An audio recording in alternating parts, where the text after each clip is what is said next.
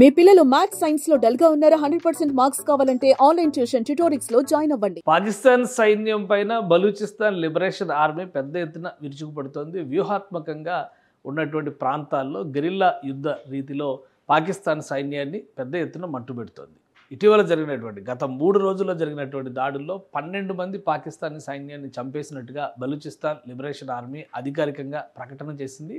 గత కొద్ది కాలంగా బలూచిస్తాన్ లిబరేషన్ ఆర్మీని సరెండర్ చేసుకునేటువంటి క్రమంలో కొంతమంది కొంతమంది ద్వారా కోవర్ట్ ఆపరేషన్స్ చేసే ప్రయత్నం పాక్ ఇంటెలిజెన్స్ ఏజెన్సీలు చేస్తున్నట్టుగా బలూచిస్తాన్ ఆర్మీ పసిగట్టింది. దీనికి ప్రతీకారంగానే ఈ దాడులు జరిగినట్టుగా ఒక ప్రకటన విడుదల చేసింది. ఇందులో ఏవే అంశాలు ఉన్నాయో ఒకసారి పరిశీలిద్దాం.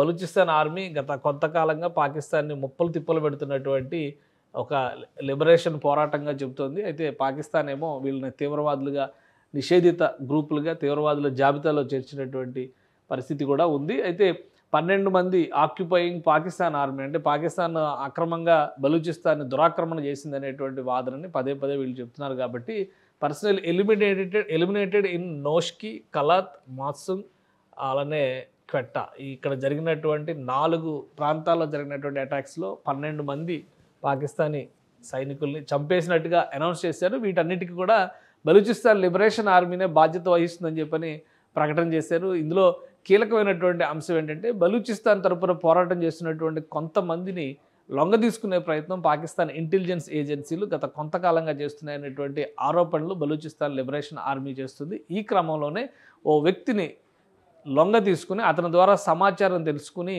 డ్రోన్ అటాక్స్కి, బలూచిస్తాన్ ఆర్మీ ఉన్నటువంటి ప్రాంతాల్లో డ్రోన్ అటాక్స్కి పాకిస్తాన్ ప్రయత్నించిందనేది ప్రధానమైనటువంటి ఆరోపణ. ఇందులో అది క్లియర్గా అనౌన్స్ చేశారు.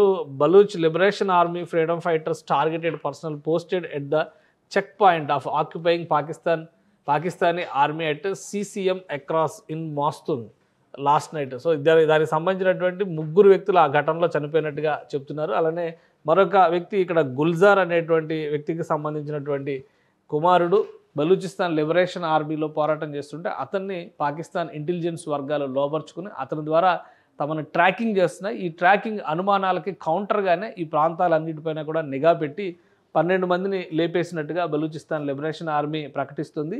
ఈ ఘటనలన్నిటికీ కూడా పూర్తి బాధ్యత తమదే అని చెప్తున్నారు. మరోవైపు నుంచి చూస్తే కనుక ఆల్మోస్ట్ 70% భూభాగం తమ కంట్రోల్లో ఉన్నప్పటికీ కూడా పాకిస్తాన్ ఆర్మీ రకరకాల కుయుక్తులతో బలూచిస్తాన్ ఉద్యమాన్ని దెబ్బతీసే ప్రయత్నం చేస్తుంది. దీనికి సంబంధించి ప్రతీకార చర్యలకి ప్రిపేర్ అయి ఉండాల్సిన అవసరం ఉంటుందని పాకిస్తాన్ ప్రభుత్వాన్ని బలూచిస్తాన్ లిబరేషన్ ఆర్మీ హెచ్చరించింది.